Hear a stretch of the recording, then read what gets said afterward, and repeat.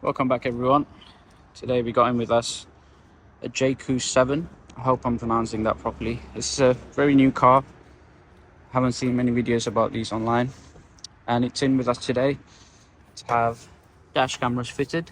And we're going with the Nextbase 522GW. So in this video we're going to be installing front and rear dash cameras and hardwiring it all in.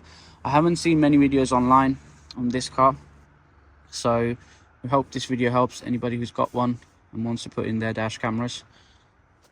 Hope this video helps. So let's get started. So on these hardwiring kits, you need to have a switch live and also somewhere to earth it. And the fuse box on this car is located over here. We're gonna look for a fuse in the interior fuse box. Let me see if I can get this to focus. And that's where the fuse box is. So it's gonna be behind this panel. And to take this panel off, I haven't taken it off fully. You can see it's still attached over there. I've just taken off this side, and that's enough space for me to get into the fuses and tap one of those fuses in there with our piggyback connector that's provided in the kit. So to open this, you have to take out this seal, and then this side cover is just held on by clips. Pop that out, and when you pop that out, you have a 10mm bolt there and 3 Phillips head screws. So one here, and one there. Once you've done that, one clip here, one clip there, slowly pry it back, and then that's enough space to gain access to the fuses. I have also disconnected the bonnet release cable. You don't have to do this, I've just done it because I don't want the cable getting pulled out too much when I'm working in there. Also, be mindful, there's a lot of wires, so the OBD plug is just down there. You've got your electric parking brake button there and the boot release as well as a speaker and an airbag, an e-airbag at the bottom. So you don't really need to disconnect any of these, because one of the reasons why I'm not disconnecting any of these is when I'm testing for a switch live, I need to turn the ignition on and off. And if I have any of these disconnected, then you're going to get a warning light come on, unnecessary problems. So I'm just going to leave it connected. That way, when I'm testing the fuses, I can turn the ignition on and off and everything is still connected. All I've disconnected is this cable, and obviously that's not going to put on a warning light. So if you're doing this, this is plenty of space to get at that fuse box. So the next thing is we've got to find our switch live. So let's get the owner's manual out and try and figure out where this fuse is. Right, so we have found our fuse. So on the fuse diagram, it's marked as RF27. So I've got my test light just resting on the panel. So as you can see, car is off. Just got one light in, the door is open. So test light is not lighting up, so which means there's no power there. And now if I turn the ignition on, light comes on, which means it's now got power, and the ignition is now on. And if I was to turn the car back off, power's gone. So that's a good enough fuse. Also, RF27 on the diagram is marked as spare power, so it's not running any other systems on it. Any fuses that has like your ABS, body control module, anything important like that, you do not want to pull out, because a lot of these things on newer cars are coded, and when they lose their memory, they have to be recalibrated, configured again, and you're just going to run into problems. So if you have something like this one where it says spare power, there's nothing else on it, just confirm that it is a switch live, which in this case this one is, and then you're good to take that fuse out and then tap into it. Now, I get a lot of questions online saying, oh, what's the correct fuse for mine? It's very difficult to answer that question, because I don't know if your car's a right-hand drive vehicle or a left-hand drive vehicle. So it's always going to be configured differently. So best thing to do is look at your owner's manual and find the right diagrams that's correct for your car. Also, this car is a normal petrol one. It's not a hybrid, it's not electric. So if you have those two other variations, it's going to be completely different. And if you're not confident in doing what I'm showing you to do not attempt it. Take it to a trained professional. I am a qualified mechanic, so I'm confident in what I'm doing. Done it for years. So it's not going to be an issue, and I test things before I start pulling fuses, and I advise you do the same. So always make sure you check out your owner's manual, look at the fuses, look at the diagrams, and then figure out exactly what fuse that you are pulling out. If it's got anything on it like ABS, body control module, anything important like that, you do not want to touch those fuses. So you want to go for something like power supply, as in like spare power, not power supply, spare power, or your USB power, cigarette lighter, those sort of things. Airbags, a big no-no. ABS, no. Body control modules and anything, ECU related or anything, you do not want to touch. So let's get going from here. I'm going to take this fuse out and let's get our piggyback connector plugged in.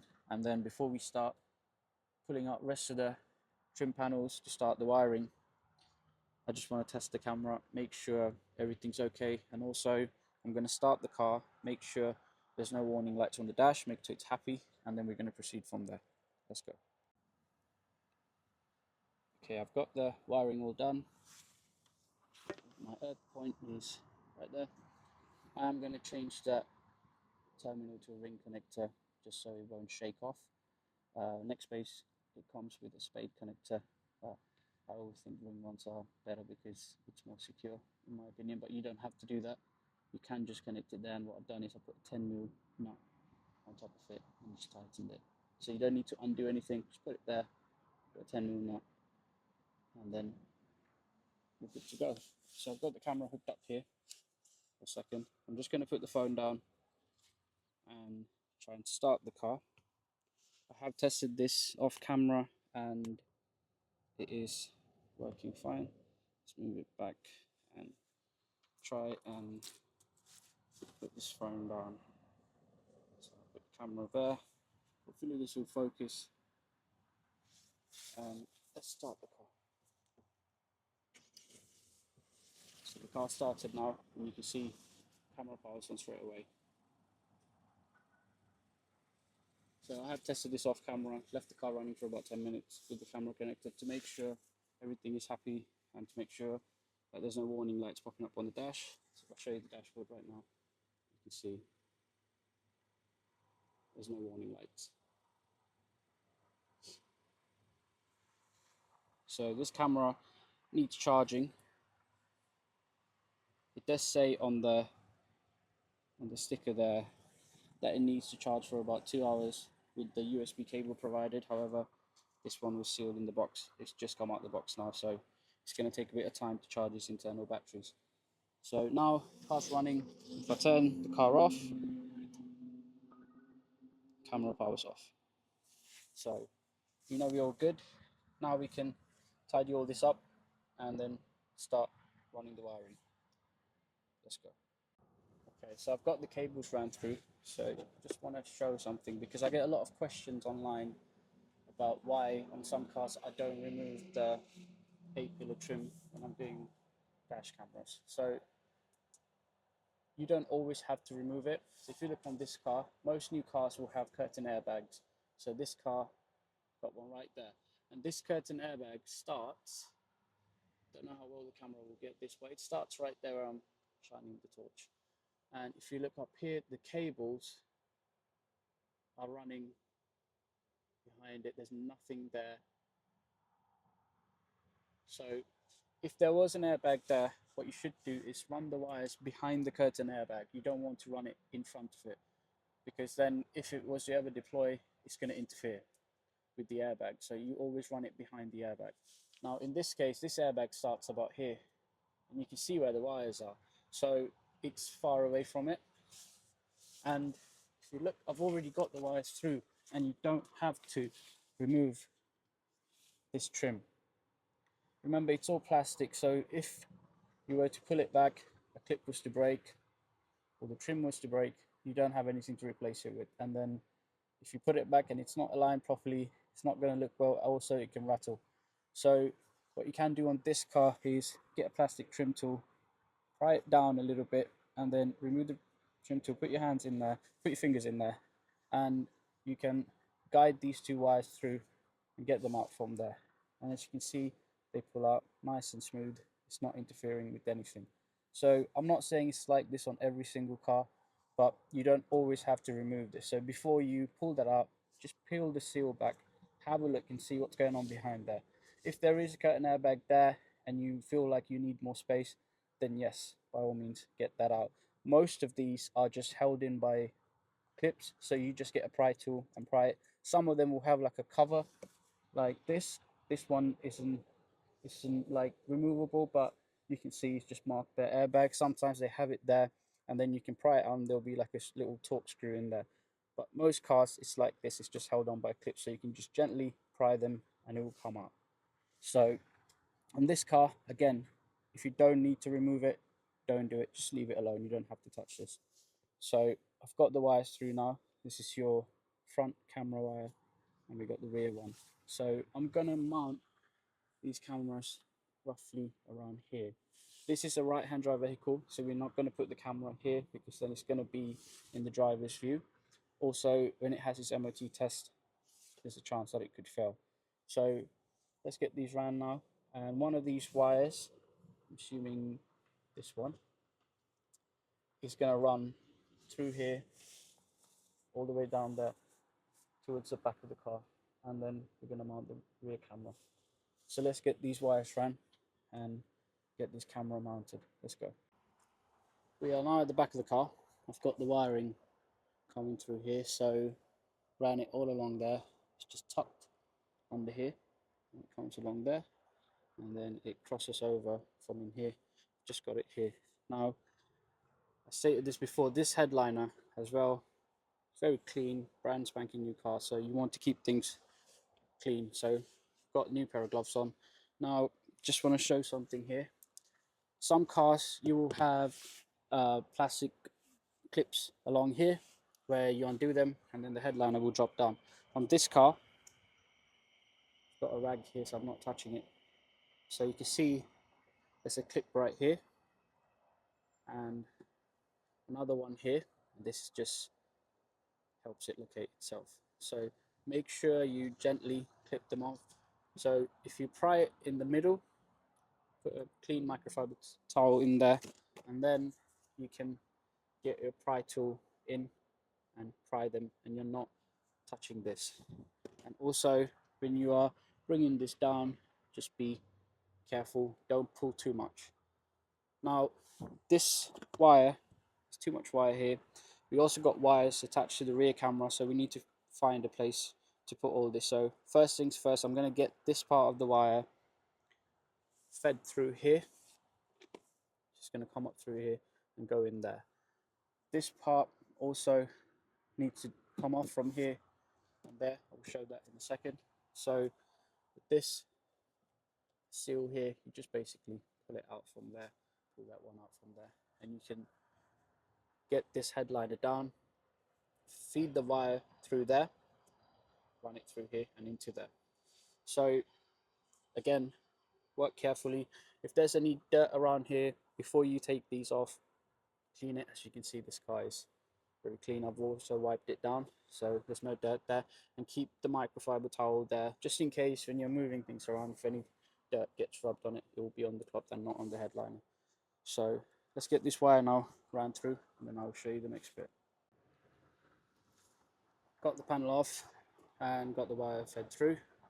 So it's gone inside here, come through there, and I'll tucked it in through here. So you don't have to pull all of this through because there's going to be another wire that attaches to this from the rear camera, and then we can mount it.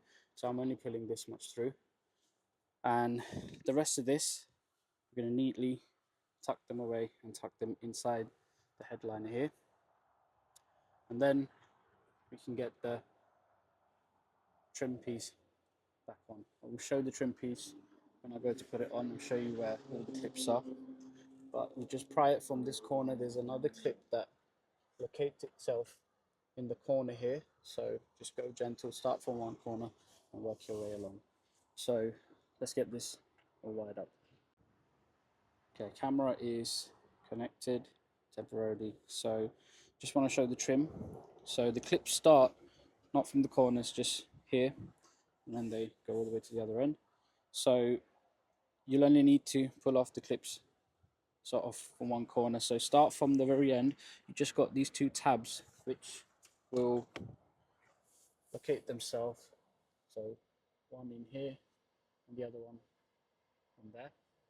So just pull it from one side and then work your way down, and then pull it from one side to the other. Now I'm going to get this on and then get the camera roughly in the center, and then once the boot is shut, what I like to do is then from the inside you can stick the camera on, get it where you want. So let's go. And that's the rear camera all mounted. So I like to leave a little bit of extra cable, not too much that it's going to dangle down, but just enough so you can adjust the camera. If you tuck every single thing in, then it's going to be hard to get adjustment on the camera. Also, be mindful, there is a wiper motor here, so there are moving components. So cable tie the wire to the connector plug loom off the wiper motor, and then that will keep the wiring coming straight down and run the wire at an angle. So now this is done. Also double check that these are pressed in front and back as well, because if these are not sitting in properly, water can get inside. So make sure that's all good. Got the panel back on as well, so all okay. So now let's move on to the front, mount the front camera, and we're done. Let's go. And that's the next base, 522 GW installation completed. It's the front camera mounted, and we have the rear one there. Just going to start the car.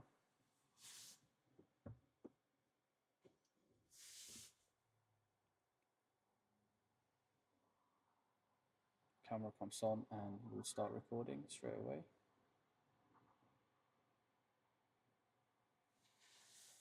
No warning lights on the infotainment screen and no warning lights on the instrument cluster. Car is running. So let's turn it back off. And it goes off. Alright, so that completes this video on the Jaecoo 7. If you like this video, please give it a thumbs up. If you're new to our channel, as always, help us out, subscribe, help this channel grow. And if you want your dash camera installed and you're in London, you can contact us as well via Instagram at CarRights. Send us a message if you want us to come out to you and install your dash camera. Tell us what car, make and model you have and what camera you want to fit, and we can take it from there. We can also guide you on what cameras to get and where to get them from. That's it. That's me done for this video. We will see you on the next one. As always, thank you so much for all of our subscribers, for your comments, likes and shares, and helping this channel grow. We'll see you on the next one.